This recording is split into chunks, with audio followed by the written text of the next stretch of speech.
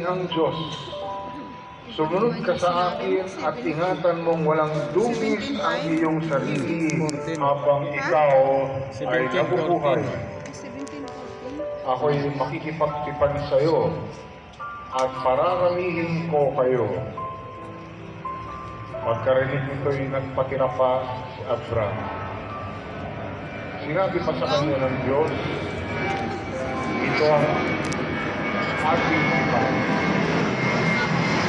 Ikaw ay magiging ama ng maraming bansa.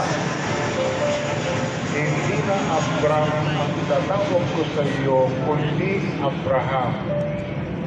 Sapagkat ginagawa kitang ama ng maraming bansa.